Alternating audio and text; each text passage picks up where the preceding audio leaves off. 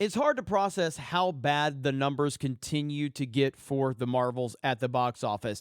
Even for someone like me that has been very critical of the MCU, of Disney, of Star Wars, of everything that they are producing, even this is surprising for me because it continues to get worse and worse and worse for the Marvels. These are some of the daily numbers that are being reported.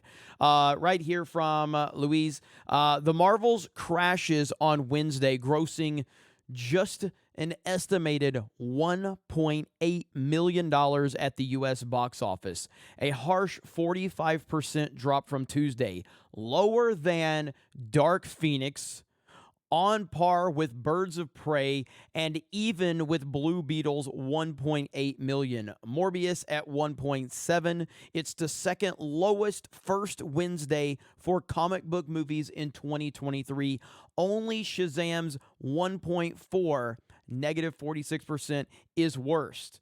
It's the lowest first Tuesday ever for an MCU versus Quantumania's 3.9, Eternals 4.2, and The Incredible Hulk at 4.5. The Captain Marvel sequel hits a $53.6 million cum in the U.S. This is bad. Now, you also have this article right here where it basically says the Marvels needs to gross this much at the box office to break even. And you go right down here and it says, Puck reported that after production cost, marketing expenses, and the cut taken by exhibitors, the Marvels must gross about $700 million before it sees any profits. Now, that opening weekend has come and gone. It's almost inevitable that the Marvels box office results will not come close to that number, with tough competition coming up later this month from Ridley Scott's Napoleon and The Hunger Games. It's unlikely the Marvels will see any box office revival. It's not even going to get anywhere near that. Right now, there is a real question that we can even ask, is the Marvels even going to hit $250 million worldwide? That's a real question. It needs to hit, according to this report and according to what people like Ryan Kennel have reported on, it needs to make $700 million just to break even.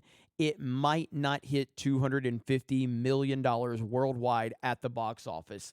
And the meltdown is beginning. You have these weirdo stan accounts out there right here. The hate for this movie is a direct result of misogyny and racism.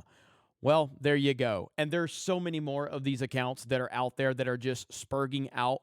And this is the result of diversity representation and respect women. This is the result of it right here. It's just like Chris Gore said in his tweet, with Star Wars and Marvel basically just making them a all girl power brand. It will ultimately become one of the most costly decisions in the history of Hollywood, and we are seeing that. We are seeing that right in front of our faces with these facts. Now, again, to be clear, no one is saying that women shouldn't be in movies. That's nonsensical. And anyone that's pushing that is just pushing hyperbole and being ridiculous. What the problem is identity politics. That is the problem. When your entire point is to build an identity politics narrative around anything, it doesn't matter what it is. Doesn't matter if it's built around straight white men. If we're just going out there and going, we're making a movie that's going to just be for the straight white man, eventually that's going to get tired. Just make a fucking movie. Make something that people want to go watch. Who really cares what the demographics of it are? Just make good movies for people that are interested in good movies. The rest will take care of itself. And again, I will continue to reference Five Nights at Freddy's. Five Nights at Freddy's, $20 million production budget. The Marvels, $300 million production budget.